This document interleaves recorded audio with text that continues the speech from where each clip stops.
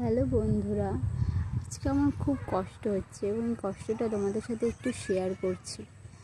2024টা আমার কাছে যতটা ভালো গেছে, 2025-এর প্রথম দিকেই চলে যাচ্ছিল বরের কাজ।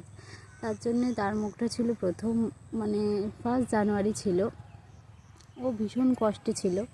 তার জন্য ওই কষ্টই থেকে গেছে এবং আমি বিগত কদিন ধরেই প্রচণ্ড কাঁদছি।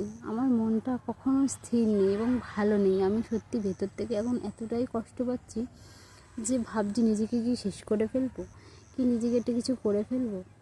তাই তোমাদের সাথে শেয়ার করলাম ঠিক কীভাবে আমি আমার জীবনটাকে আবার নতুনভাবে সুন্দরভাবে শুরু করতে পারবো। এটা যদি তোমরা একটু সাজেস্ট করে থাকো, একটু জেনে থাকো, সেটা আমাকে একটু বলো প্লিজ। কারণ আমি খুবই কষ্ট পাচ্ছি, খুবই।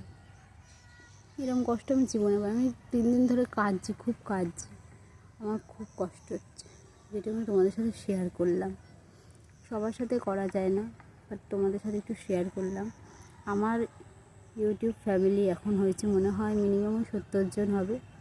ওই 70 জনকেই বললাম, প্লিজ তোমরা যদি কিছু জেনে থাকো অবশ্যই বলো, তাহলে আমার জীবনটা হয়তো বেঁচে যাবে। আমি খুব কষ্টে আছি, আমি খুব কান্নাকাটি করছি। যেন মনে হয় সবসময় আমাকে টেনশন ঘিরে রেখেছে।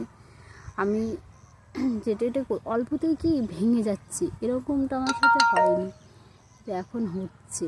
আমি এখন কীভাবে এটা কাটিয়ে এই মুহূর্তটা কীভাবে কাটাবো আমি বুঝতে পারছি না। তোমরা যদি কিছু জেনে থাকো অবশ্যই আমাকে একটু বলো, একটু শেয়ার করো আমার সাথেও, ঠিক আছে? তো টাটা বন্ধুরা।